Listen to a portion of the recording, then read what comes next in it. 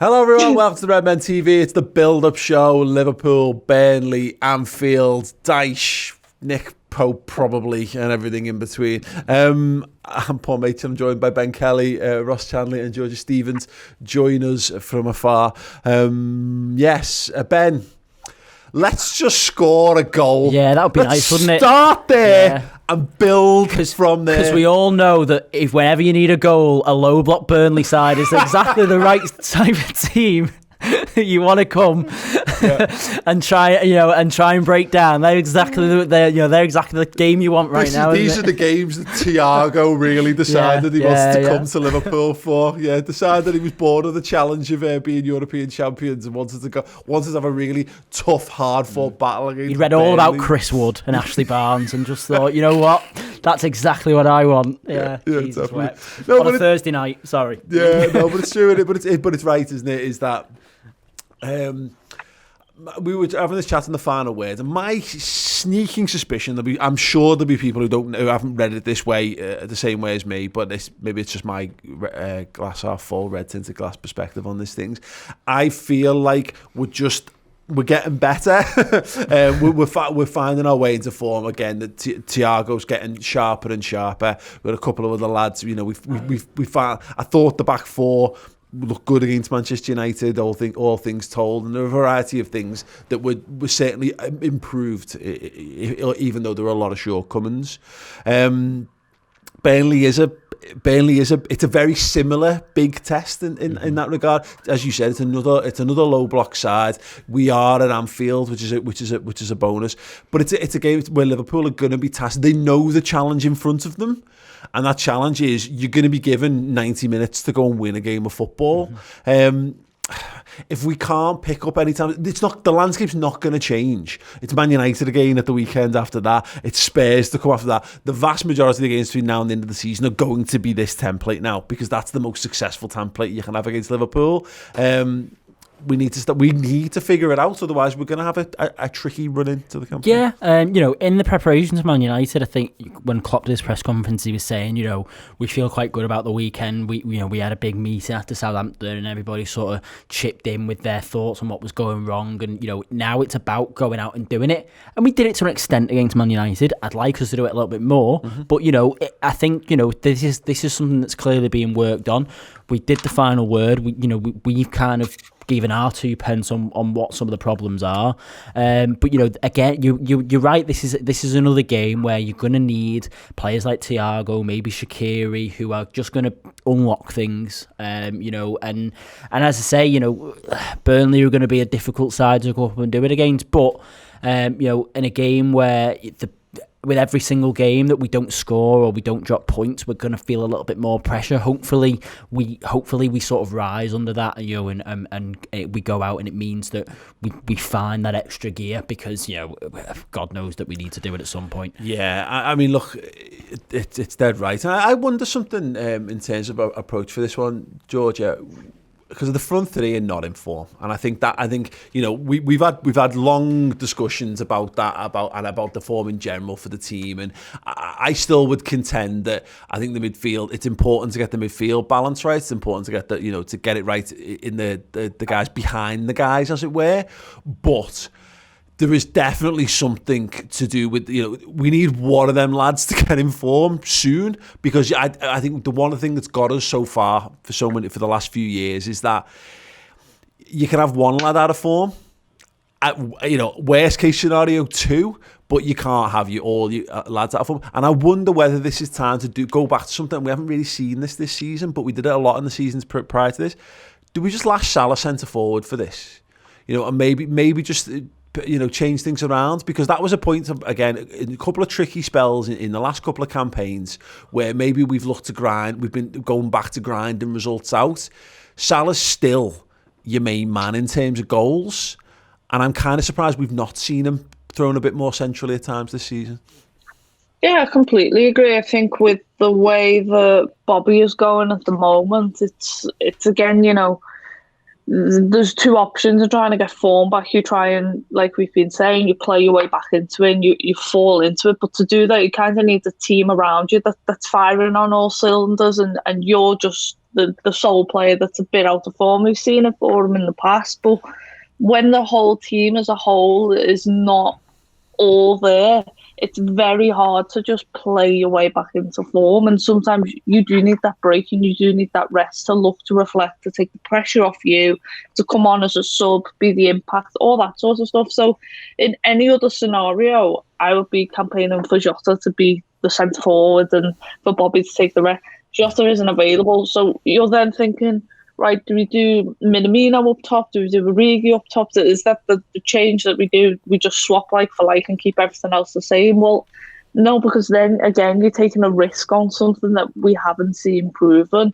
And I do think that, if there is ever a time, I think maybe Salah in centre forward, stick Shaqiri out on the right. I mean, give him that run of games that he is kind of having at the moment, and he's been solid so far. Like Ben said, fitness is a question, 60 minutes, maybe 70, but he's been one of our most attacking players, and I do think maybe that could be an alteration that maybe not likely that we'll see it, but it could be something. Yeah, I mean, there's a degree to which, isn't there, Ross? There's some stuff where we require a little bit of a shift tactically. There's some stuff where we probably need a little bit of a kick up the arse, etc., etc. There's also a degree which us as fans, I think we have to let go a little bit and trust. And if you're going to trust in anything to come good, it's Liverpool's front three. It gets quickly forgotten because, look, I think Salah at the start of the season, up until the last few weeks, I think he's been in as good a form as he'd been in a Liverpool shirt for a number of years. His all-round play was so good, and I'm not quite sure why that's not, at the same level. People are quick to look for answers in the absence of them, and they're pointing towards, the interview he did with AS and those kind of things. And Mane hadn't been scoring loads of goals, but was in fantastic form. Then the goal, and then he started to score the goals, and then the form dropped off. Bobby Firmino been in terrible form, in farm form, blah, blah. These lads have not become shit players, I think is the key takeaway from all of this.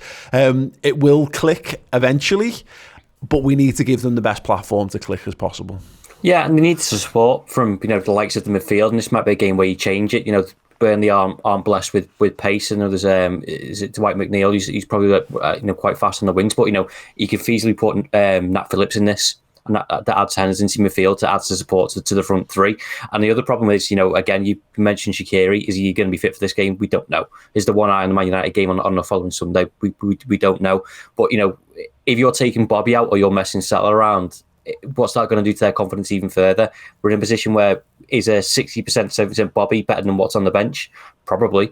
So, you've got to play him into form. At some point, he's just had 9 days off. Dropping him isn't the answer, because that's not the issue.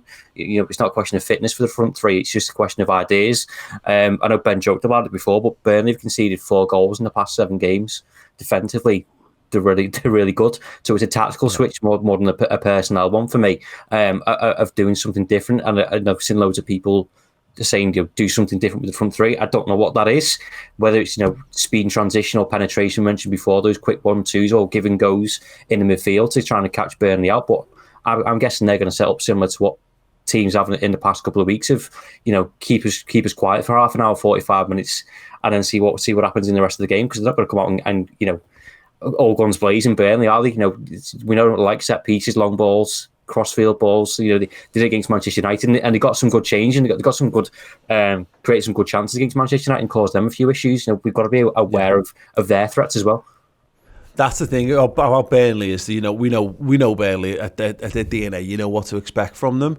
They've been terrible this season, but it feels like they've turned a little bit of a corner now. They've lost the last 2 games, which doesn't necessarily feed into this. But they are. I watched most of that Man United game, and they were fine. They looked very like the Burnley that I know and largely dislike. It's worth pointing out though, regardless of all of this, Ben, City whacked them and Man United beat them. Yeah.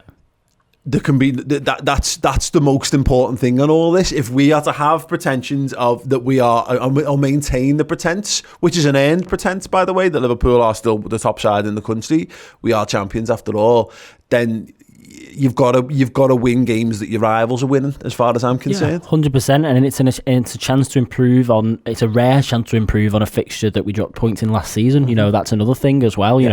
Burnley were the only blot on our home form last season. We've got a bit of a bone to pick with them. The only team that came and got any sort of result.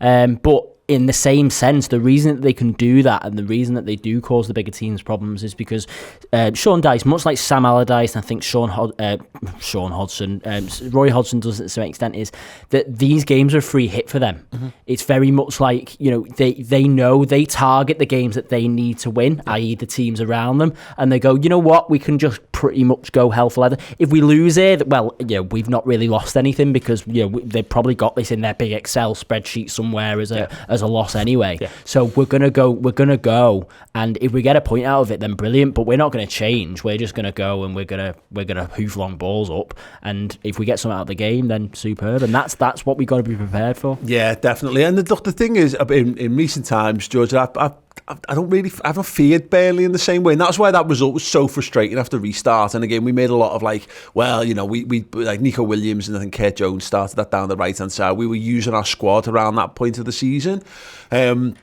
Again, we did more than enough to win that game. Found Nick Pope in pretty good form on the day. But one thing we've done in recent seasons, I think Klopp's learned lessons from early struggles against Burnley, and they are that you've got to go and you've got to match them physically. You've got to be prepared for the fight, and that's the one thing that we need to know, because in the last couple of games, Southampton and Man United at the weekend, we've gone with a more creative midfield, a smaller and more creative midfield.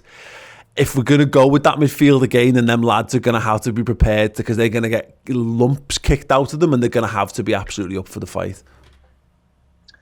Yeah, and I agree completely with that, because we know how Burnley function. I mean, they've been in the Premier League for however long they have, and we've it's always been one of them games that it's going one or two ways. It's either going to be the most boring game of the season that we're watching and we're getting frustrated with, or it's a bit of a goal fest. And the fact is, I agree with the terms in the midfield, but I think they're up to the challenge. I mean, you've got Gini in there, who is pretty much known for his strength and his, maybe not necessarily his battling ability, but he can give it as good as he gets, and he's a strong player in there. We saw Thiago last night as well, kind of being a bit of a terrier in there, and he breaks up play pretty well. And I think, if we would have had Fabinho in there, that is a very strong midfield that is competing against the likes of Burnley. That they'll hold their own in there. So I do think that our midfield is up to that challenge, and I do think that although they are the more creative, I mean, it's not our James Milner kind of Henderson partnership, but it is a strong midfield. And I don't know, I'm excited for the game on Thursday, because I'm just looking forward to kind of watching and enjoying watching Liverpool, and we haven't been able to kind of sit back and do that. And I think going in with that mindset, I hope we can be proved right and just sit back and watch. It stands to reason that we've got to win eventually. The law of averages suggests that we'll get at least one more between now and the end of the season. We're going to talk about a couple of the selection headaches for the manager after the break, of course, but we have got a trivia question to tide you over till then. Is who are the two most recent Liverpool players to also play for Burnley? If you like gaming and you like Liverpool Football Club, we've got you covered with some wonderful gaming-inspired Liverpool merch as well. Have a look at this.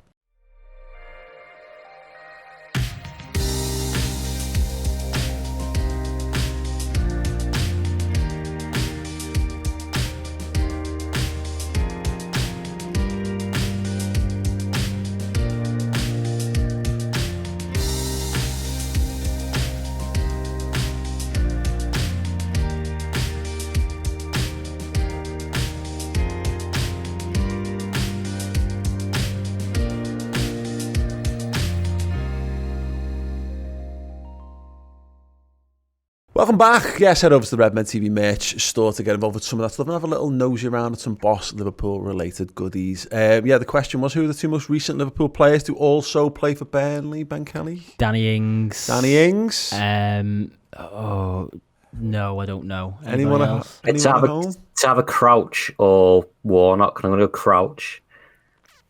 I feel like it's somebody more recent than that. Someone more recent than that. I don't know. Is it someone like Stuart Downing? John Flanagan. Oh. It's John Flanagan. Unlucky. If you got that at home, What did the Muppets theme tune have to do with that? John Flanagan. Oh, really? Was that a thing? It was a thing. Okay. Anyway. Tell I'm not well travelled on a ways. John Flanagan. Anyway. Right. Yes, Ben. I mentioned selection headaches, and this is where we're at right now with Liverpool and squad management and what have you. As far as I'm concerned, and this is a two-part thing, I guess. If we're not going to buy another centre-half, then for me, I think we've just got to bite the bullet and say Jordan Henderson's not playing in midfield unless Joel Matip's fit.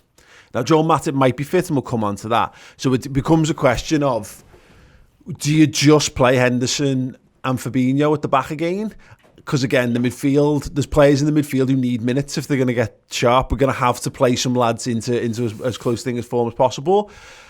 And then the second part, when you bring Matip into the conversation, is Joel Matip going to come in, having not played for a month or whatever it is at this point, and play Burnley, Man United, and therefore do you get him ready for Sunday for the FA Cup at the risk of dropping points in the league? No, I don't think he plays Sunday. I think we know he was close yesterday. Don't know how close he was. Obviously, he wasn't in the squad at all. Mm-hmm. So maybe that does feed into the fact that maybe he's prepping him for Thursday. You know, I said this on Twitter in the week, and I think I've said this on a show before. You just have to target games with Matip now. What Klopp's got to do is he's got to go, well, I want him fit for Tottenham, and then work backwards. Yeah. And he's got to look at the best way of getting him fit for Tottenham and getting him match sharp for Tottenham. Now, the benefit with Matip, I think, is that he doesn't necessarily need games to get himself into form whenever he's out. Mm-hmm. He just kind of slots back in and does his job, and that's great. So, for me, there's two ways of looking at it. Yeah, you're right. The Henderson thing, you know, I prefer him to be in midfield. Obviously, we all would. So you can either play Matip on Thursday if he's fit and leave him out Sunday. Or for me, I still think Nat Phillips is a good option for this game. Nat Phillips, he lacks a little bit of pace, but he doesn't get bullied. Mm-hmm. And that's what Burnley will try and do to you. Nat Phillips wins 70% of his aerial duels. Mm-hmm. And that's the type of thing that you're going to want from a centre-back in this type of game. So I think maybe the other option is you give Matip an extra few days, you play Nat Phillips here, you maybe have Matip on the bench, and then Matip's minutes do come in the cup on Sunday. I think that's the other option for me. I'd try and avoid playing Henderson at centre-back in both games, to be honest. Yeah, the problem with all of this, George, is, of course, because the Nat Phillips one, based on what we knew up until the new year, that this game had Nat Phillips written all over it, and it might yet do. But I just wonder whether what's the point? And I get the point is you get Jordan Henderson back in midfield, so that's actually a pretty strong point. But what I mean by this is we need some stability, I think. And I wonder whether, you know, it's all well and good chopping and changing, but I do think that's having a damaging impact on everything else that we're doing. And I wonder whether there's a point where, like I say, do you just say, I'm sorry, Jordan, you're doing a job for the rest of for an extended period here? Because if that's the case, Jordan Henderson needs to play centre-half to learn how to play centre-half. I tend to agree with you. I think with Nat Phillips, it's two things. You're either going to get drawn into a dogfight, which you kind of want in some games, like, you know, Man United, a crunching challenge or something kind of like Carragher style. But with Burnley, I don't think we can afford to do that. I think we need to stick to playing the type of football that we've seen Liverpool play with, like Van Dijk and Gomez. And at the end of the day, Henderson is going to have to play there at some point, and it's better to let him learn that role and bed into that partnership. There's a thing with the Nat Phillips stuff, Georgie, where I think he's spot on with that, and I think he's fine to drop in. I think if you need a break glass solution where you've got one game of football out the cold, you can throw a centre half in. I think there's no problem with Nat Phillips going into them games. But you're right. You watch how he plays and how he defends, and he does all the things that we recognise as good defending things. He heads it away and he tackles and he boots the danger and all that kind of stuff. But you're right. I think that has a knock-on impact of upsetting the base for how we build and how we play football. And also, so if you're playing a game like Burnley on paper, I think it does suit him. But I think we need to be the best versions of ourselves, which is what, look, this is why Jordan Henderson's playing games of football at centre-half, is because Jurgen Klopp quite clearly feels that whether it's pace or whether it's culture or whether it's experience, that we are better off using other lads in midfield and than using the younger lads at centre-half. And it's that thing of, in isolation, fine, because you can make things work in one game, I don't think either of those young options suits us as a regular centre-half partner, because all of a sudden that means you are fundamentally changing your style of football. Completely, and I think also we've actually got the bodies to do that in midfield with the rotation. We've got maybe 2 midfield threes that we can swap and change in there, and we have the ability, depending on what little styles and formations and partnerships that we play in there, to completely change the style of football that we're playing in a way that's good for us. Whereas if we change a centre-back, we have to change the way we're playing. It's not a choice, it's just we have to. Reece Williams plays a certain way, he's quick and behind. Is he the best on the ball? Don't know. Nat Phillips plays a certain way, could potentially draw the whole team into a bit of a battle.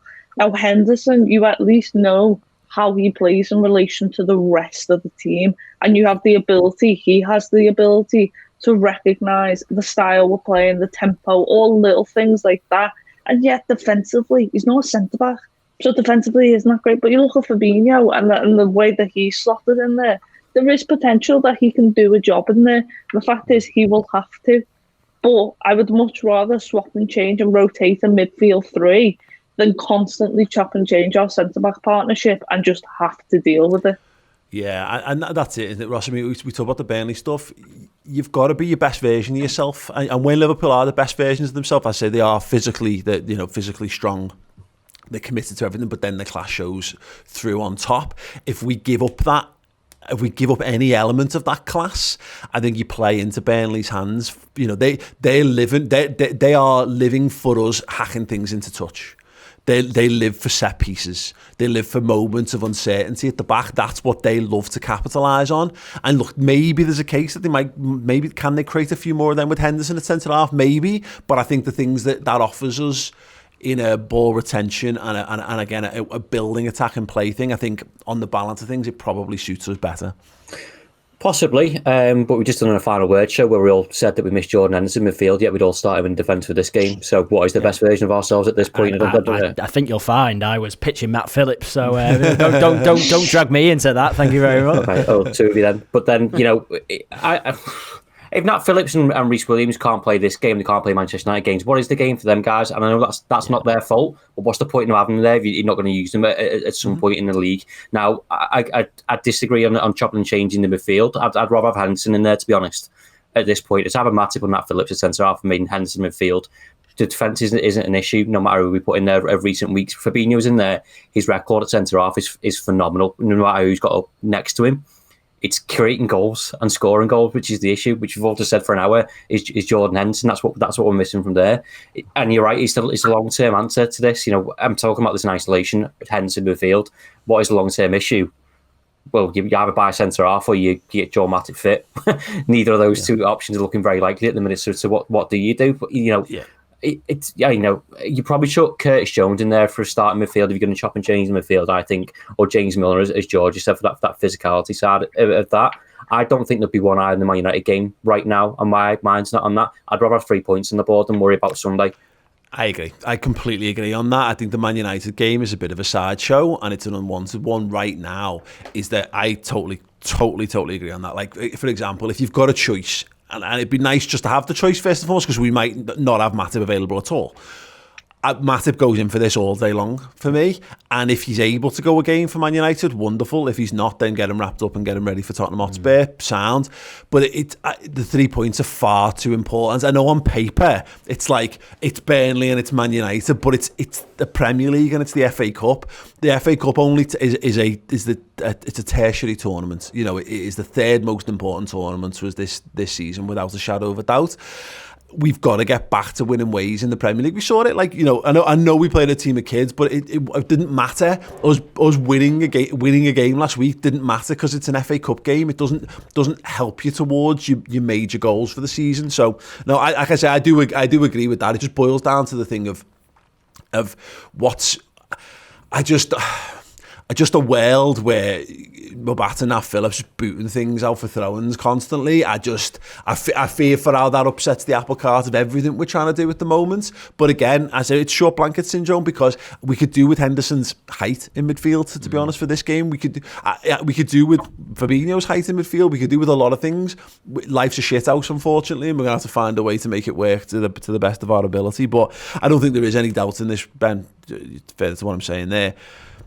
We'll pick up the pieces of who's left, who's available, and what the world looks like at full time from this game. This has to be our absolute focus because you can't go 5 games without a win in the league. Yeah, 100%, and that's exactly what it is. And now, to be fair, our record against Burnley under Klopp's quite good. Mm-hmm. We've never lost at home to them. I think we've only lost once to them away at the beginning of 16-17. So Burnley, I think we do have there's a bit of a stigma about Burnley that they're a sticking point and I don't know, maybe a bit of a bogey team, but that's a little. We haven't lost to them at Anfield since 1974. Right, yeah. So, but I think the persona that they have and that they are capable of getting results against bigger teams than them.